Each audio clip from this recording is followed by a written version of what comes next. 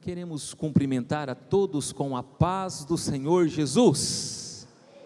Vamos abrir a preciosa palavra de Deus em primeiro livro do profeta, do sacerdote, do juiz Samuel, capítulo de número 9. No dia anterior à chegada de Saul, o Senhor tinha dito a Samuel: amanhã, por volta desta hora, enviarei a você um homem da terra de Benjamim. Você o ungirá para ser líder do meu povo Israel.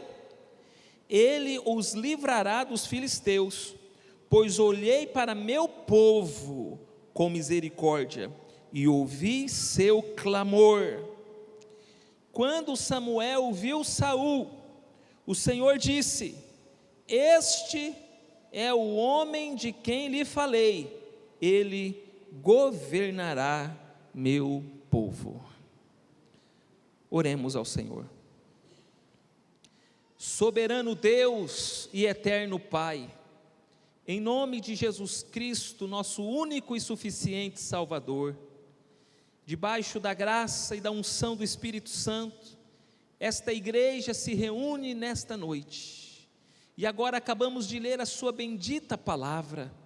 Fala ao nosso coração, que os nossos ouvidos e os nossos corações estejam abertos para a tua voz, que o teu Espírito Santo tenha plena liberdade no nosso meio, que possamos nos alegrar na tua santa presença, porque onde o Senhor está, ali há liberdade. Em nome de Jesus Cristo nós oramos, confiantes na graça poderosa de Cristo Jesus. Amém. Meus queridos irmãos, a palavra de Deus, ela é maravilhosa, ela é linda. E esse capítulo de número 9 é um capítulo de transição na história do povo de Deus. Se você retrocede a Gênesis, você vai perceber que até esse momento houve muitos períodos diferentes na história do povo de Deus. Nossos pais, Adão e Eva, começam a história. Depois você tem nomes importantes de indivíduos que adoram a Deus, como Enoque. Depois você tem famílias importantes que servem ao Senhor, como a família de Noé. Depois você tem Abraão, em quem Deus fez a promessa de abençoar todas as famílias da terra. E a partir de Abraão você tem a promessa de uma nação que vai ser referencial para as outras nações conhecerem ao Senhor. A partir desta nação, nós temos um período de legislação, onde o povo de Deus recebe as leis por meio de Moisés. Depois que Moisés morre, nós temos um período onde o general Josué, ele administra o povo de Deus por um tempo. Com a morte de Josué, começa o período dos juízes, mais de 300 anos. E agora, no capítulo 9 que nós lemos nesta noite, esse período dos juízes está nos seus últimos suspiros. Esse servo do Senhor, Samuel, um homem exemplar, ele que era profeta, que era sacerdote e também juiz, ele vai dar início a unção de um homem que dará continuidade a um novo período na história do povo de Deus, que é chamado de período da monarquia. Saul será ungido por Samuel, depois virá Davi, depois Salomão, o reino se divide, reino do norte, reino do sul. Acaba esse período da monarquia, quando o povo vai para o cativeiro babilônico, fica 70 anos, vem o período persa, desse período persa, o período interbíblico, chega no Novo Testamento, a administração do povo de Deus, ela é feita então por meio do Sinédrio, que inclusive vai julgar Jesus.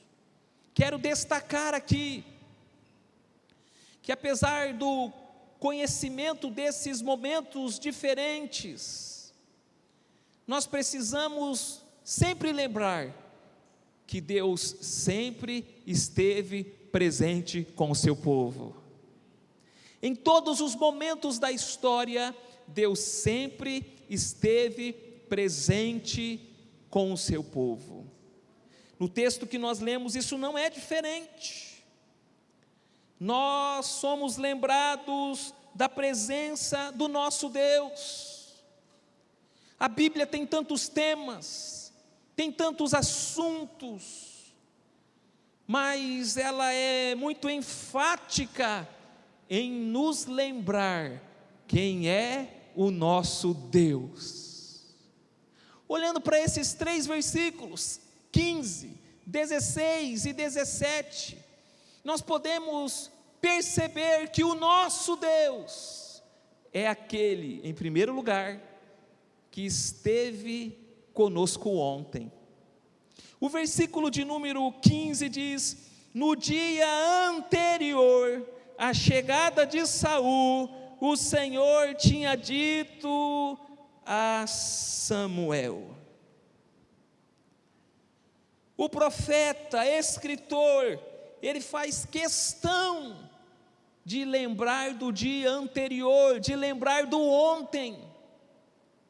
Ele faz questão de salientar que ontem Deus estava presente, que ontem Deus estava no controle da história, que ontem Deus estava com o seu povo, que ontem Deus falava com o seu povo, que ontem Deus dizia o que ia fazer no amanhã. Esse é o Deus que nós servimos, que estava conosco ontem, e porque Ele estava conosco ontem, nós chegamos hoje aqui. Foi o Senhor que nos sustentou, foi o Senhor que nos abraçou, foi o Senhor que nos capacitou, foi o Senhor que nos trouxe até aqui. O profeta do Senhor está dizendo: ontem Deus estava lá, e por isso as coisas estão acontecendo hoje, desse jeito aqui, aleluia. Isso é maravilhoso, porque revela um pouco do caráter de Deus. Deus não muda, Ele esteve ontem, Ele está hoje, e também Ele estará amanhã.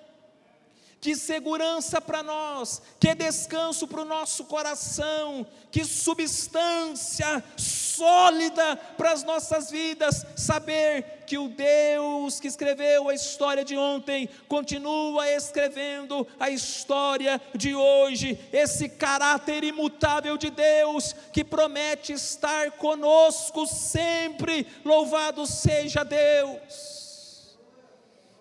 E essa memória, ela é relembrada na pessoa do Senhor Jesus Cristo, também escrevendo para os hebreus, porque lá no Novo Testamento, o autor escreve aos hebreus dizendo: Jesus Cristo é o mesmo ontem, é o mesmo hoje e será eternamente, aleluia.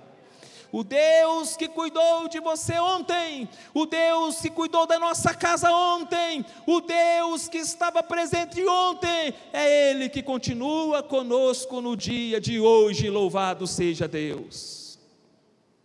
O texto bíblico, a palavra do Senhor, dá muita ênfase sobre isso. Os profetas, por exemplo, Isaías vai dizer: os meus ouvidos nunca viram e nem olhos viram, os meus ouvidos nunca ouviram e nem olhos viram um Deus como esse Deus da antiguidade, o Deus de antigamente, que trabalha em favor daqueles que nele confia. Essa marca é registrada também quando os escritores dizem: o meu Deus é o Deus de Abraão, de Isaque e de Jacó. Eles estão falando: o Deus que estava lá no passado é o Deus Todo-Poderoso, e Ele continua conosco hoje, aleluia. Nós estamos hoje aqui, meus irmãos, porque ontem o Senhor estava conosco, aleluia. Nosso Deus esteve ontem conosco, esse é o nosso Deus. Segundo lugar, olhando para o nosso texto, esse nosso Deus é o Deus que conhece o amanhã. Versículo de número 16, a parte A, diz assim: amanhã, por volta desta hora, enviarei a você um homem da terra de Benjamim. Você o ungirá para ser líder do meu povo Israel. O nosso Deus que estava conosco ontem, Ele também conhece o que vai acontecer amanhã, porque Ele é onisciente, sabe de todas as coisas, é soberano e escreve a história, tem os seus decretos imutáveis, e aquilo que Ele disse não mudará. E Ele está dizendo para o servo dEle, para o profeta dEle: amanhã vai acontecer isso. Por volta desta hora, enviarei a você um homem da terra de Benjamim. Olha o tanto de detalhes que Deus dá, que vai acontecer amanhã. O nosso Deus que esteve conosco ontem, é o Deus que conhece o nosso amanhã. O Senhor sabe que hora você vai levantar, o Senhor sabe quantos grãos de arroz você vai comer, o Senhor sabe qual é a alegria ou a tristeza que você vai enfrentar, o Senhor sabe de tudo, o Senhor conhece o seu futuro, o Senhor conhece o seu amanhã. Meus irmãos, minhas irmãs, quanto descanso, quanta segurança, quanta paz para nós, quando aprendemos isso na palavra do Senhor. Por isso, o Senhor Jesus Cristo, Ele disse, em Mateus capítulo 6, versículo 34, não andeis preocupados com o dia de amanhã, basta o seu dia o seu próprio mal. O amanhã trará as suas inquietações do amanhã, mas não andeis preocupados, não andeis ansiosos com o dia de amanhã, porque quando o amanhã chegar, eu estarei lá esperando por você, aleluia.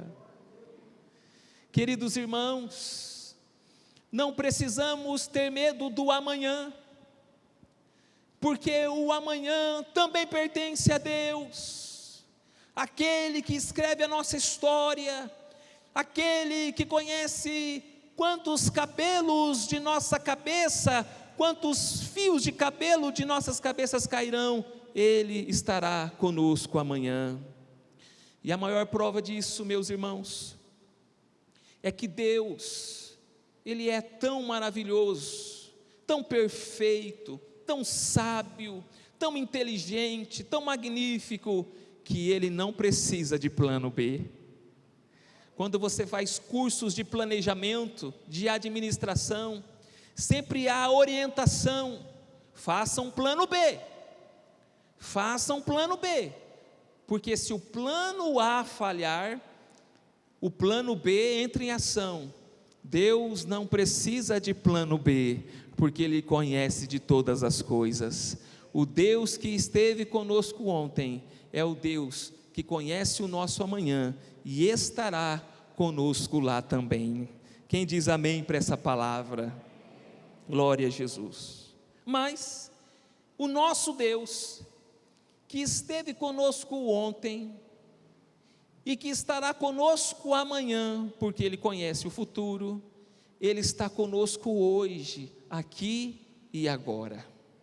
O versículo de número 17 diz assim: quando Samuel viu Saul, o Senhor disse: este é o homem de quem lhe falei, ele governará meu povo. Irmãos, Samuel falou do ontem, Samuel falou do amanhã, mas agora Samuel fala do presente. E lá no presente, Deus continua falando com o servo dele. Ele diz: quando Samuel viu Saul, o Senhor disse porque ele estava presente.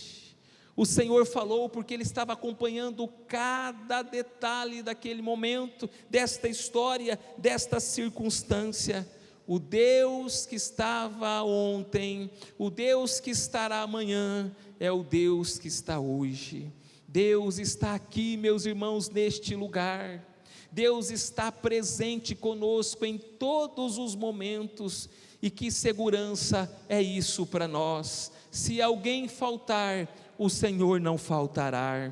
Se alguém nos decepcionar, o Senhor não nos decepcionará. Aquele famoso Salmo 46, versículo 1, que diz para nós: Deus é o nosso refúgio e fortaleza, socorro bem presente na hora da tribulação. Ele está presente na hora da angústia, Ele está presente quando você está dormindo, Ele está presente quando você está negociando, Ele está presente nas adversidades, e Ele é o Deus que nos concede a vitória, que vem direto do trono das suas mãos, aleluia.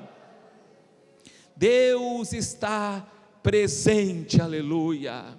Pós-ressurreição, Mateus capítulo 28, Jesus está prestes a ser assunto ao céu, à direita de Deus Pai Todo-Poderoso, mas Ele faz uma promessa, Ele diz: eu estarei com vocês todos os dias das suas vidas. O Senhor está presente, aleluia. Deus está presente. Às vezes as tempestades podem soprar forte, às vezes o sol pode ser escondido por alguma nuvem, mas o Senhor continuará presente em todos os momentos das nossas vidas, aleluia. Quando o Senhor Jesus estava prestes a nascer, Deus dá um sonho para José, e naquele sonho maravilhoso, o Senhor, Deus Altíssimo, faz algumas declarações para José. O nome dele será Jesus, porque ele salvará o seu povo dos seus pecados. Mas também diz: o nome dele será Emanuel, que significa Deus conosco, aleluia. Deus está conosco, meus irmãos. Deus está com a nossa família, Deus está com a nossa igreja. O Senhor está presente. Levanta a cabeça, glorifica o nome do Senhor, porque o povo de Deus, no passado, no futuro ou no presente, não anda sozinho. Deus está conosco, o Senhor dos exércitos está conosco, o Deus de Jacó é o nosso refúgio, aleluia. Um pouquinho do nosso Deus. O nosso Deus esteve conosco ontem, por isso nós chegamos até aqui. O nosso Deus estará conosco amanhã. O nosso Deus está presente no nosso presente, porque Ele é um presente para as nossas vidas. Mas o texto tem mais de Deus para nós. O texto diz, no capítulo 16, na última parte, que esse Deus que esteve ontem conosco, que esse Deus que conhece o nosso amanhã, que esse Deus que está presente no nosso presente, Ele é um Deus de misericórdia. A parte C do versículo de número 16 termina assim: Ele, Deus, os livrará dos filisteus, pois olhei para meu povo com misericórdia e ouvi seu clamor. Meus queridos irmãos e irmãs, amados ouvintes da palavra de Deus, Deus se relaciona conosco de uma maneira maravilhosa.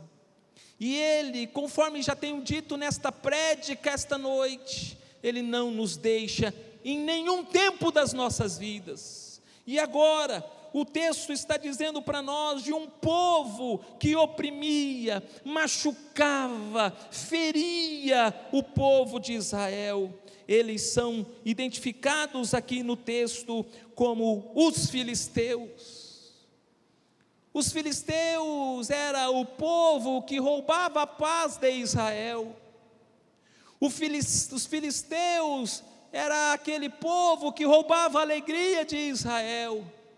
Mas agora, o texto está dizendo para nós que o povo de Deus clamou ao seu Deus, que o povo de Deus clamou ao Criador de todas as coisas. E o texto então declara para nós que este Deus, Ele vai derramar a misericórdia, porque ouviu o clamor do seu povo.